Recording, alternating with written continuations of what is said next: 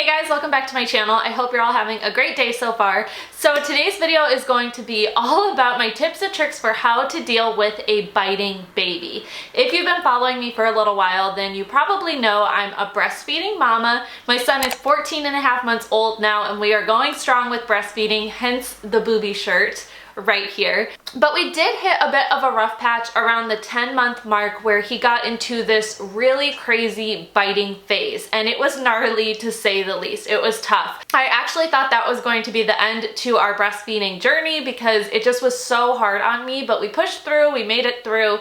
And so today I figured I would share with you a little bit about that phase, how I dealt with it, what my tips and tricks were, and if you experience the same thing, what worked for me that might also work for you. Keep in mind, every baby is different. I am not a health professional. I'm not a pro or like a lactation consultant or anything. I'm just a normal first-time mom, a normal girl, and these are the things that worked for me, so I'm here to share them with you guys as well. If you're new to my channel, then I just want to say welcome. I do videos like this all the time, lots of mommy content, motherhood, but also style and lifestyle and a little bit of everything. So thanks so much for stopping by. I hope you enjoy this video, and without further ado, let's get into it. Okay, so first I'm going to tell you guys a little bit about our story and our experience with the whole biting phase. I'll walk you through what I experienced, how bad it got, and then I'll talk you through the tips and tricks and what I found worked for us. So like I mentioned, it hit around the 10-month mark. All of a sudden, Christian just started biting so fiercely hard. And we were really fortunate that I had an extremely smooth breastfeeding journey up until that point. He latched right away. My milk supply was great. If anything, I had an oversupply.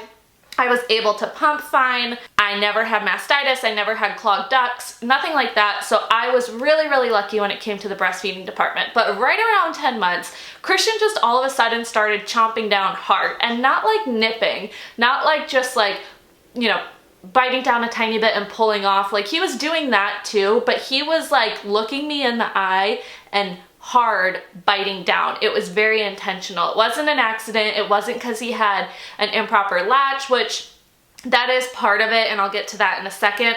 But it wasn't because he didn't know how to latch. It was because he was purposely biting me. So it was really mentally and emotionally tough for me because, one, my body became reactive to expecting a bite every time I came to nurse him. It would be like I sat in this chair, this is where I nurse him, is in this rocking chair, and I would sit in the chair and my body would tense up and I would like be really, really anxious about that initial moment where he's gonna latch, to the point where I physically was afraid and not enjoying nursing him anymore. Backing up a little bit, aside from him actually biting down really hard, at one point he bit down on my nipple so hard that it cut it.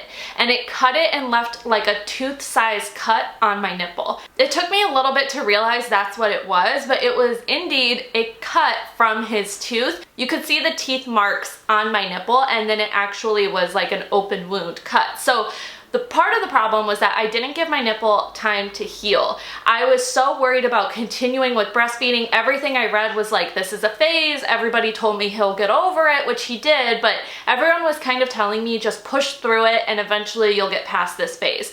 So I just wanted to keep nursing him, but the problem was because I had an open cut on my nipple, I didn't realize it was an open cut. I just knew it hurt really freaking bad every time I nursed him. But because I had an open cut there, whenever I would nurse him, it's like he was putting his mouth on this open cut and not allowing it to heal. So, like I said, we got to a point where I would sit down and be super, super anxious to nurse him, but I was trying to do it anyways. And then when I figured out that it was actually a cut on my nipple, I decided to take some time off, take a couple breaks or a couple days break from nursing him, and just pump for those 2 days.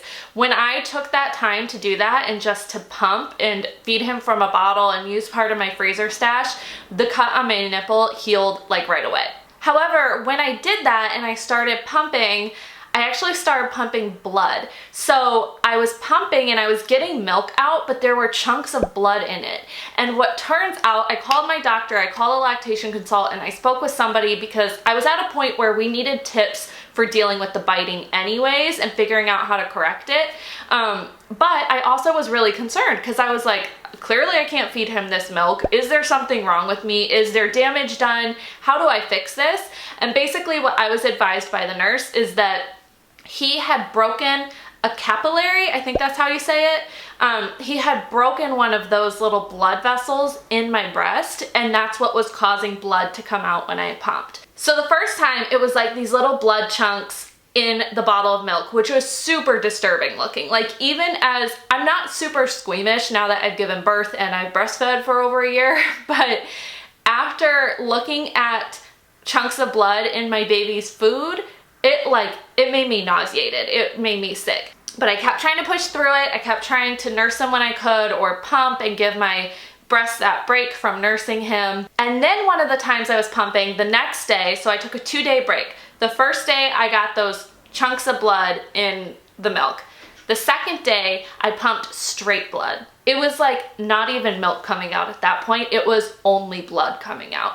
And it freaked the hell out of me. It was so scary. So we just only fed him bottled milk from our freezer stash. I called the doctor again, and they basically told me to keep going. I waited a few hours until I worked up the courage to pump again, and when I pumped again, it was like back to normal. It was like nothing happened. It was very crazy. It was very strange. It felt very weird, but I was assured by the doctor that, like, basically, like I said, he broke a little blood vessel in my boob when he bit down so hard, so it just needed time to heal. After those 2 days of pumping, the cut on my breast was healed. I had stopped pumping blood, so I decided to try nursing him again. And like I mentioned, I would tense up so bad. But I think that 2-day break really also allowed him to have time to miss me. So when I did go back to nurse him, he slowly stopped biting as much as he was. He would bite like just a little bit, and then eventually he would not bite at all, and eventually the phase just kind of went away on its own. Now, as I recap it, it sounds like a pretty quick fix. However, it was actually a really long process. It was about 3 weeks straight that he was biting me every single time I nursed. And like I mentioned, it was an intentional bite. It was like him looking me in the eyes and biting down hard. And so it became a very like mentally and emotionally draining battle, because me breastfeeding him is one of the best parts of being his mom. I love breastfeeding. I'm a big fan of it. I'm like a fed is best person. I don't care if anybody breastfeeds their baby or feeds them formula. That's not what it's about. But for me and him, it's like our bonding time. And for me and him, it's super important. And to not be able to do that, and to have it sort of have that time with him sort of tainted by this physical harm that was also caused by him, was just like a total, like, I don't want to swear, but it was like messing with my mind. And I think you can figure out what word I'm saying. It was totally messing with my mind. I spent lots of hours just like crying about it. There were a couple nights where I just cried myself to sleep. And I really thought it was going to be the end of our breastfeeding journey. Like I mentioned, I was convinced that this was going to be it. And it was so hurtful to me that, like, out of all of the reasons for us to stop breastfeeding, the reason is because he was hurting me when we had spent 10 months successfully doing it. It was just awful. So like I mentioned, it was about a 3-week time span where he was biting me every single day. It took me 2 weeks to actually take action and realize that, like, okay, something's wrong. And right towards the end of that 2.5 week, 3-week span is when I started seeing the blood, and I started giving myself the time to heal. And after about 4 weeks, we were back to normal. So it was like quite a while. I mean, when you're breastfeeding around the clock, that is a long time. But we made it through. He eventually did phase it out. He eventually stopped biting. I mean, even every once in a while now he does it, but not consistently like before. Before it was every single time he nursed, morning, afternoon, night, whenever. Now it's like every once in a while. But that's the first part of this video. That was our story, our experience with the biting experience. Now, the second part of this video, I'm gonna get into the tips and tricks. These are the tips that helped me overcome it. So first things first, I realized I needed to focus more while breastfeeding. Now, if you're a breastfeeding mom, you know that you spend a lot of time breastfeeding, especially in the beginning. You can spend hours and hours and hours and hours in this same chair every single day. I actually read a statistic the other day that, listen to this, if you are a breastfeeding mom for 1 year, you spend 1 year breastfeeding, it's approximately 1,800 hours of time that you've spent breastfeeding that year. A full-time job with 3 weeks of vacation is 1,960 hours. So it's essentially a full-time job to breastfeed. And I've always said that. I'm a very firm believer in that. I understand why some people can't do it because it's a commitment and it's essentially a full-time job. But like even looking at the hours, the amount of time you spend breastfeeding is a really long time. So my point here is that you get in the habit of killing time while breastfeeding. You get in the habit of watching your shows while you're breastfeeding. Or for me, I sit in this chair and I look at my phone. I'm on Instagram, I'm answering emails. During the first year of Christian's life, he was at home with a nanny inside the house, so I was nursing him during the day on breaks from work, so I would be still working from my phone while breastfeeding him. And the problem is that that's not quality time with your baby, and your baby starts to feel it, and Christian started to feel it. And it like kills me to even think about that I was neglecting him in that sense. But I don't think I realized I was until I took the time to stop and to focus on him. So I purposefully put my phone away. Like he could tell I was distracted. He could tell I was mentally not there. So I purposefully put my phone away. I wouldn't look at my phone while I was breastfeeding him, and I would take the time to really soak in the moment with him. Like hold his head, play with his hair, look him in the eyes. Eye contact is so important when you're nursing. I would look him in the eyes and like rub his arm and just really be in it with him. And I swear to you, when I made an effort to do that, it made the whole experience so much more enjoyable for both of us, and it cut down on his biting like immediately. It made me realize that I think a big part of why he was biting was because we had been nursing for so long. We had been breastfeeding for almost a year at that point. It was becoming pretty regular, pretty routine, and like I said, I got in the habit of just sitting here, laying him down and getting on my phone, and like he knew that. He knew it wasn't entirely special in that moment. So it seems like the simplest thing, but putting my phone away, you know, putting the distractions away and just being there with him made the world of difference. And now I cherish it so much because I feel like I had a glimpse of what it could be like not to have that time with him. And now that I have that time, I want to soak it up, and it has made it so much more powerful when we do have those moments to just lay there and look at each other in our eyes. My second tip, that's like my biggest tip because that's what I noticed the biggest difference with. There are a couple ways that you can kind of train the baby to realize that biting is like a no-no. So the first thing I heard is that you pull them away and you tell them no biting. You know, like parents go back and forth. I know some parents don't like to use the word no. Some people believe in the word no. However you want to say it. The point is that you end the nursing session right there, and you let them know verbally, however you want, and whatever words you want, that that's not okay. So for me, I tried to like pull him off the breast, and I would look at him and say, no biting, honey. No, like be nice to mommy. That hurts me. No biting. And he didn't care. Like at first, that was my first move. That was my first try. And he didn't care. He would actually laugh at me because he was getting a reaction out of me, which is what he wanted. Going back to the point about being in it and not distracted. All he wanted was a reaction. The whole like no biting thing didn't really work for us, but it did tell him when I ended the nursing session right there, it did notify him that like, you're not going to keep getting food. You're not going to keep getting this if you keep biting me. So either way, that's something you can do, is just end the session, like whether you put them down or you tell them no or however you want to go about it, but ending that nursing session right there is really important so that they don't think that they can bite you and keep going and still get their milk. Another method I heard is that you can actually push your breast back into the baby's mouth. So when they're on, if they're able to bite you, it most likely means they're not latched properly. If they have a proper latch, which is what I was saying earlier, but if they have a proper latch, they'll be deep enough on your breast that they actually can't bite on your nipple. If they bit, they would be hitting breast tissue or like, you know, the fatty part. So if they're biting your nipple, it means that they're pulled back far enough that they're not latched properly. So for Christian, he was doing it on purpose. You know, he knows how to latch. He's been doing this for a while. He has a great latch, but he would just pull back a little bit and bite just to do it.